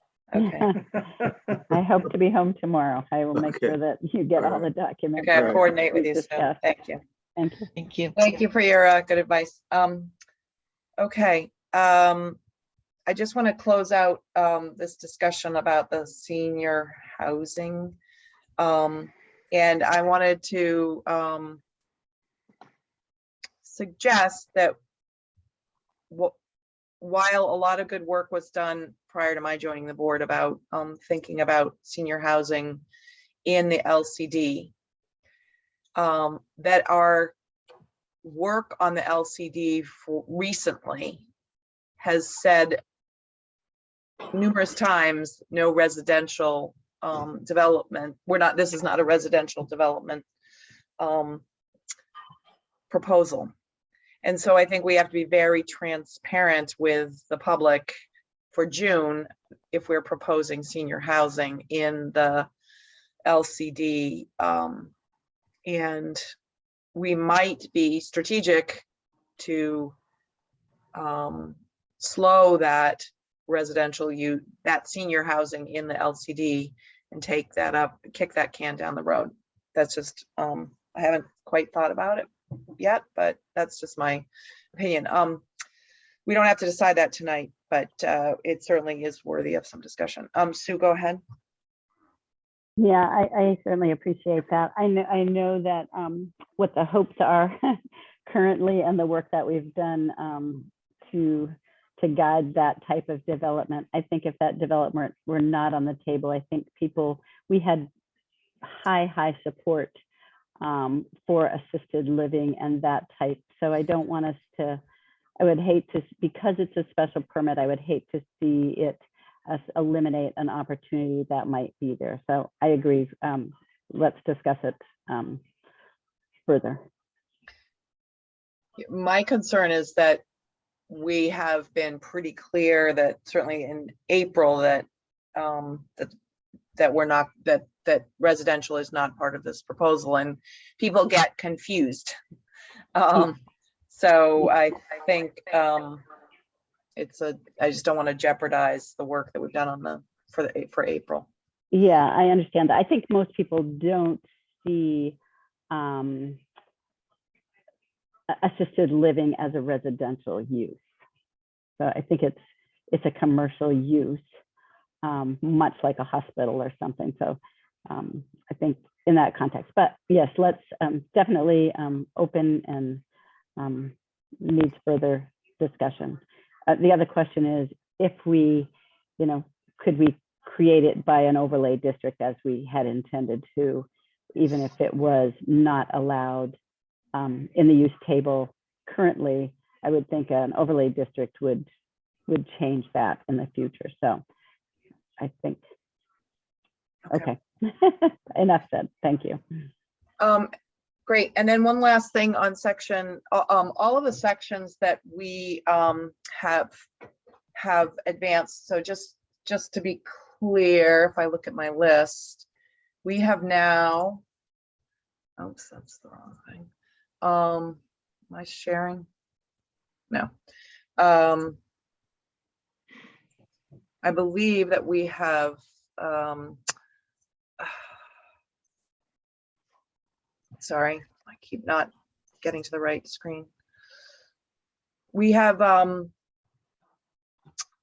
voted to advance regulations for adult entertainment. We've talked about the general bylaws, the non-conforming use, the sections 1 through 4, section 6, we're almost there, section 12, and then senior housing, stormwater, ready to go pretty much. I think the only ones left are accessory dwelling unit and finalizing section 6, which I would say is probably puts us in a pretty good place. So what I was going to propose is that Chris and Mary and I Sue print all these things out and then proofread them and be authorized to make any administrative changes, like, making sure the sections line up and that the numbering is right. I think we have to do it around a table with a printout, but Mary is a really careful reader, and I'd like to include her in that. And if that's okay by people, we will take that as one of the next steps when Mary's available. Are there any objections to that as a next step on those measures? Good. Chris, you on? Yeah, I'm on. Okay, great, thanks. Well, good. We're really making progress here. We wanted to do the update. We'll start with the and I think the only other thing we're going to talk about is the residential cluster. Accessory dwelling units. Gary, can you just give us an update where we are? I think we're not quite ready to review it tonight, but please give us an update. I wasn't sure of your intent for this meeting. You just the main points that were recommended to modify. Yeah, do you want me to pull that up? No, I have it on my screen. Well, let me pull it up so everybody has it. Hold on. Well, if you don't want to go through it in detail, maybe you shouldn't pull it up. We'll just talk about some principles. Okay, go You want for to do it. it that way? It would make for a shorter meeting, if you're not going to want to go through it. We do, most of the changes we made were streamlining the text, and two substantive bigger things. One was the issue that the selectmen raised of amnesty. We talked about it, and I've talked about it with a number of people, there's no real way to parse that out. If you allow, it's a good idea for life safety standards, which is something we should care about. We should want to encourage people to get inspected and have smoke detectors and proper egress. And if you allow anybody to get an amnesty, you pretty much have to allow, if you keep thinking about it, everybody to get an amnesty if they're pre-existing. And it's obviously a topic worth thinking. I mean, if someone's got if someone has a illegal in-law apartment right now and it hasn't offended or hurt anybody very much, then the building inspector was never called and it hasn't had any impact on its neighborhood. So it probably wouldn't make any difference whether it's in a detached structure or whether it's bigger than 900 square feet or what have you. If you require someone to get a special permit, you know very well they're not going to say, hey, I've got something illegal, please give me a special permit. If they're denied, then they've got something illegal and they've exposed themselves. It just won't happen. So it's something to think about.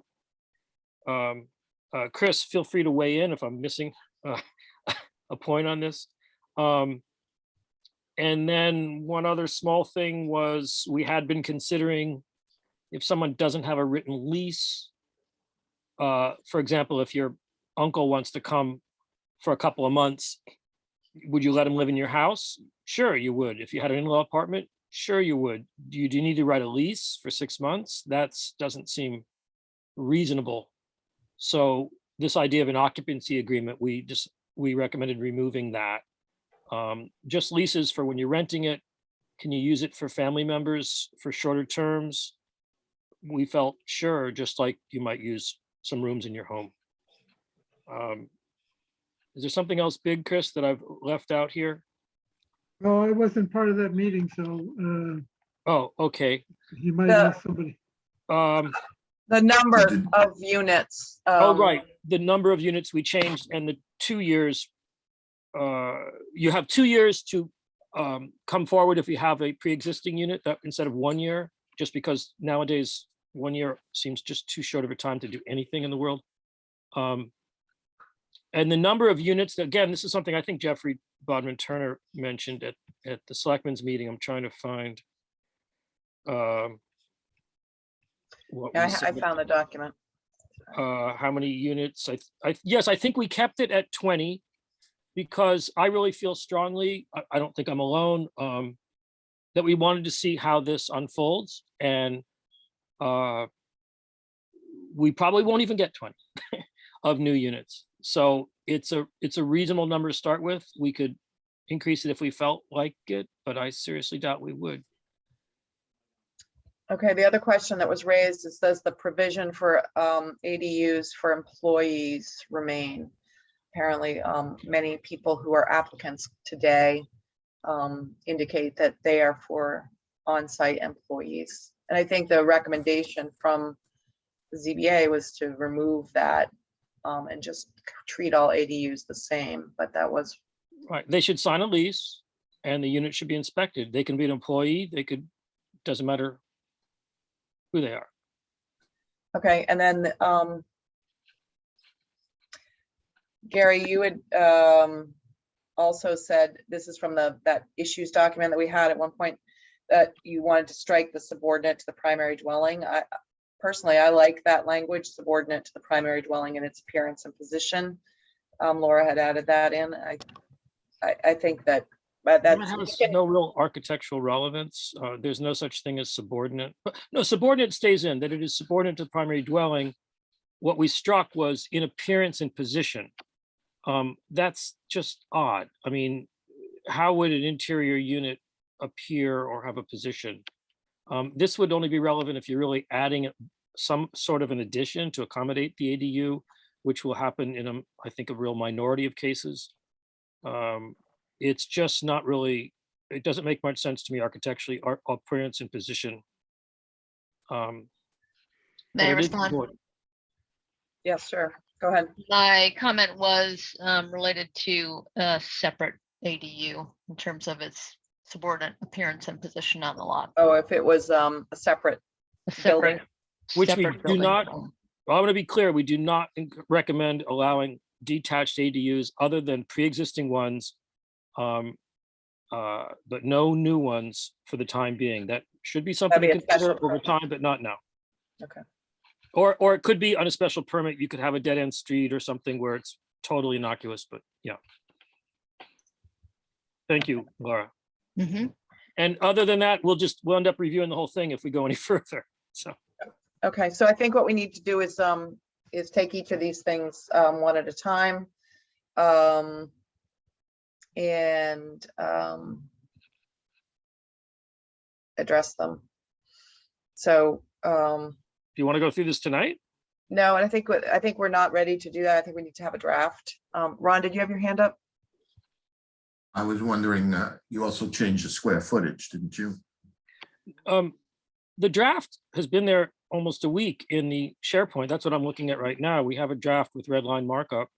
We didn't change the 900 square feet. Oh, it's 900, okay. I Yeah. thought that's what you changed. We went it over that to. a while ago. The changes Yeah. now were reflecting the Board of Selectmen's comments. Okay, So we didn't have that on the agenda to actually review the draft tonight, but we can put that on the next meeting. So I think we should all take a look at it. I know I haven't actually looked at it, but I think, thank you for your work on this, Gary.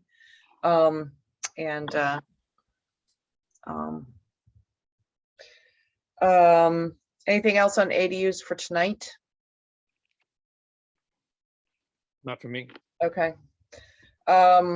Residential cluster, Chris, do you want to just, you prepared a memo, you want to just summarize that for us? And then I think we need to take that up at the next, we're getting close to understanding that. We're gonna have to vote it up or down. Yeah. So, yeah, so what I did was compare the existing residential cluster that's in our zoning now with what Mark is proposing.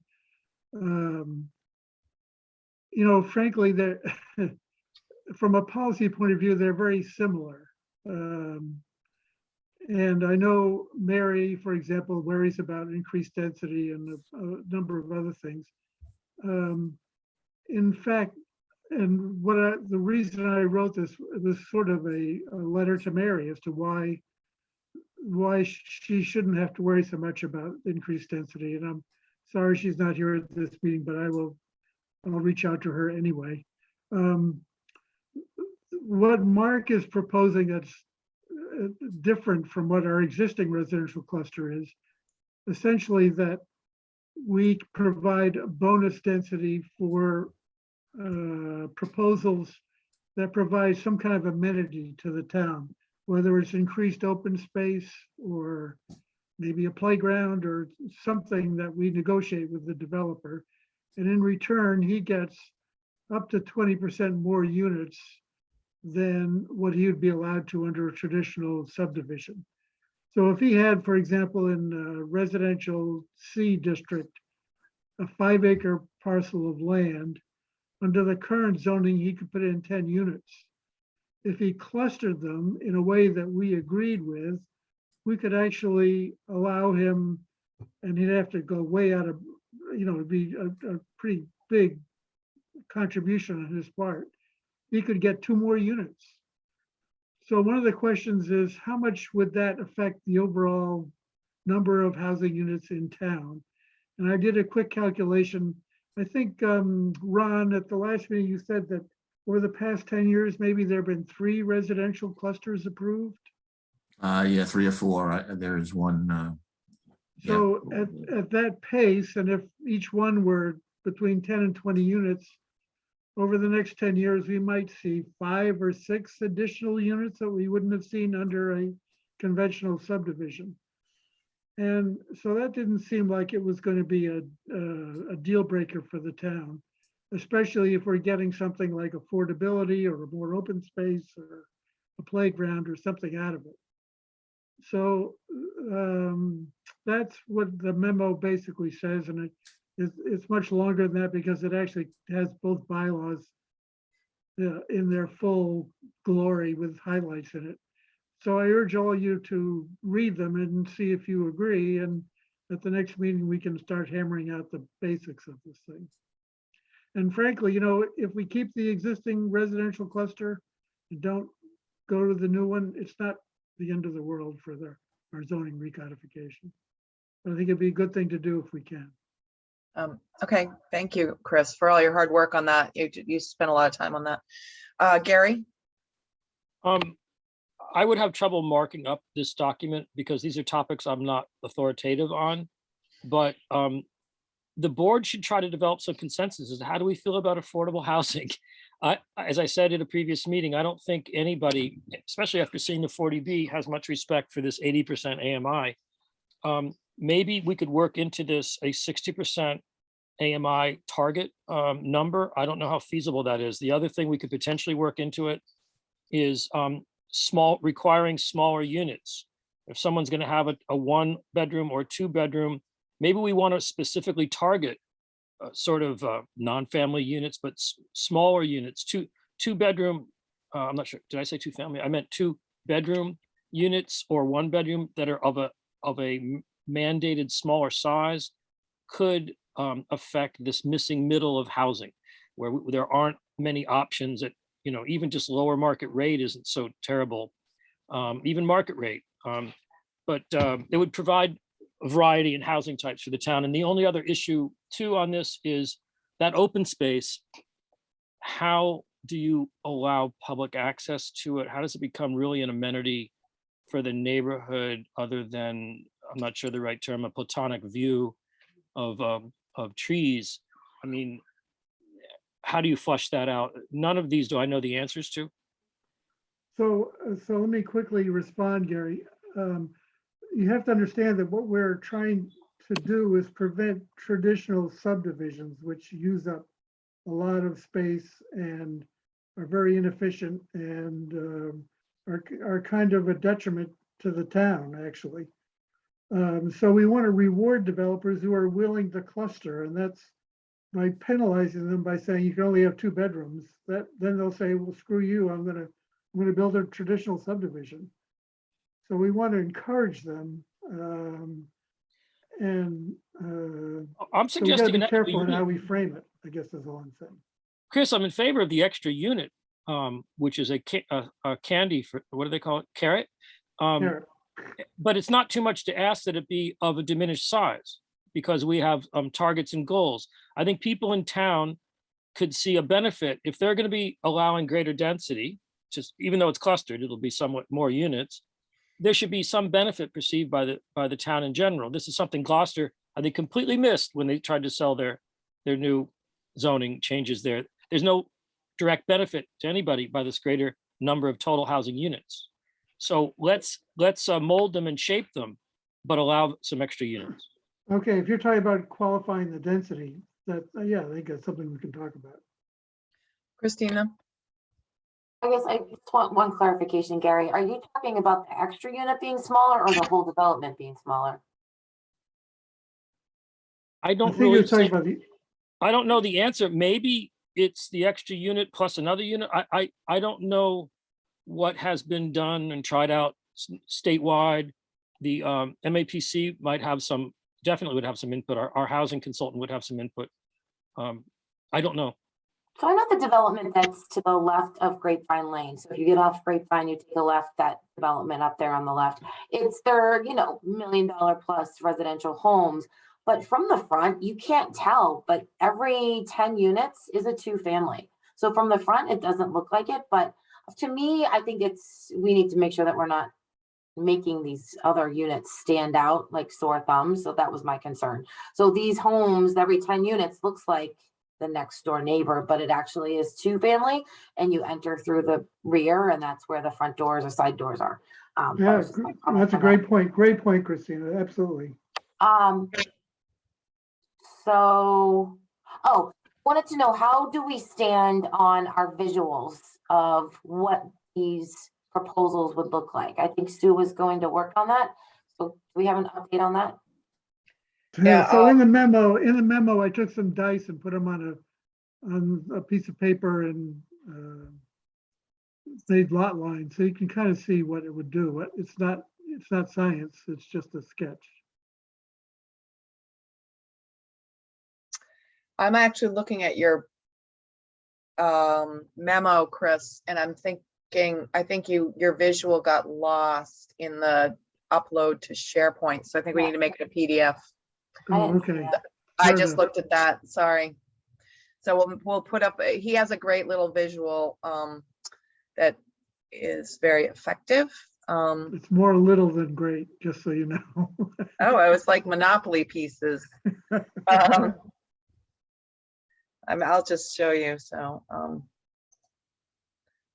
we unfortunately, when we put things on SharePoint, sometimes we lose things.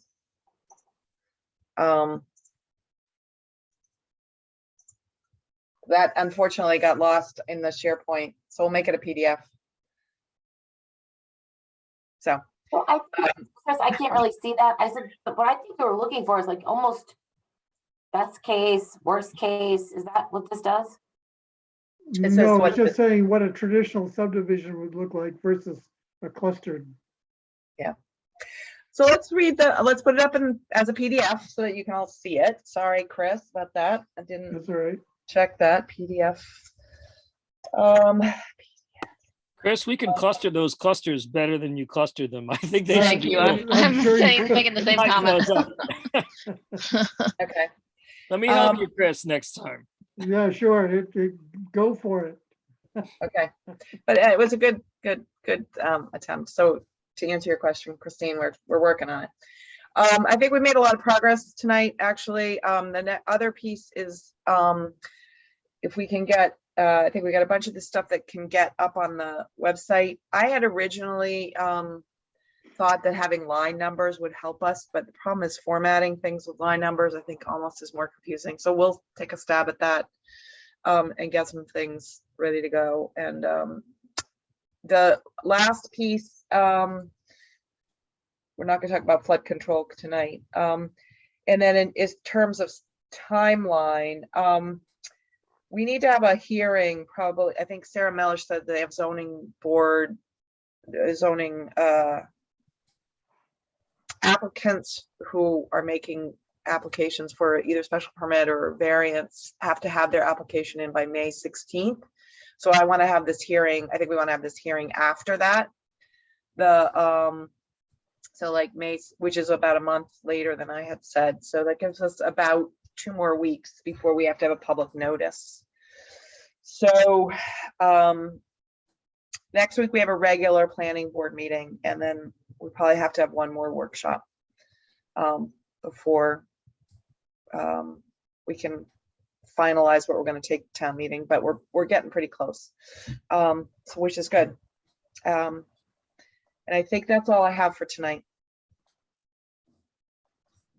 We might be able to take a subject on next week's meeting. Right now, I only see a few items on our agenda, an Okay, good. A&R, the decision on Cornerstone, and some minutes.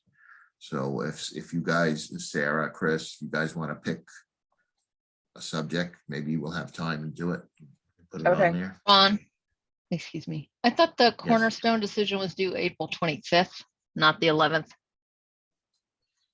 Am I wrong about that? April 25th is town meeting. Right. I have the That's 11th. right. So I We had the lose one of our 11th, meetings. but, let me Okay. double check what I sent to all. Maybe Okay, because I I'll mean, I double have check a that. solid draft, but people need time to look at it, and Chris was Yeah, gonna that's take what a I was look at it for asking me. you. Yeah, no, I I was sent you, aiming I towards the replied 25th. to your, okay.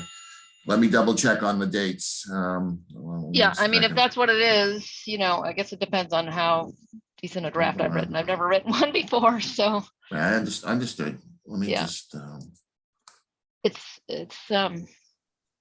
pretty far along, but I'd like others to look at it. no, he continued, it's 4/11. It is, okay. All right. Continuance where he's expected next week. So, yeah, if you could get it to Chris, I'll take a look. I'll do at that. it also. Send me a copy. We'll get a draft out for the members to look at. I Okay, think it's pretty much, we're pretty much all in agreement on that, so we'll get it out. But okay, I do still see some room on our agenda so far for the Okay. 11th. So we'll try to get So, some things, at least one or two things that we can kind of wrap up. I think we're getting pretty close on. I think the other question on the residential cluster is whether or not we feel we have the bandwidth. We have to have public hearings on these and then present them at town meetings. So it's the totality of it that's a little daunting. So, I mean, it shouldn't be, because most of the things we're doing are administrative changes, but it's taken us a long time to get clarity, and we've got a few things that we've done here and there to try to improve things. But we're gonna have to work hard to figure out how to present it. Okay, I'm all set tonight. Ron, I'll pass it back to you. Did you get a response from Alan Wilson on the amount of time we will have on the LCD? He said typically it's 2 minutes, Oh, but he would work with us. So, okay. All right. I'll take a motion to adjourn. so I just moved. have a question. When I was reviewing the minutes, did town council opine on the LCD article? Yes, I believe it was sent out to everybody a while ago. They did, I missed it. Okay, I just didn't yeah. see it. there were two things. One is, yes, they did. And Okay, I'll look at it. the question we asked was, would it affect the matters before the ZBA around SLV? And the answer was no, it would Okay. not. Thank you. So, so motion to, I'll move to adjourn. I'll second. Roll call. Ms. Creighton, Yes. Mr. Olney, Yes. Ms. Delicio, Yes. Ms. Tenney, yes. and I see Gary's gone. Gary, you there? We're adjourned. I think he's gone. Okay, Thank good you. night, everyone. Thank you. Thank you. Thank you. Bye.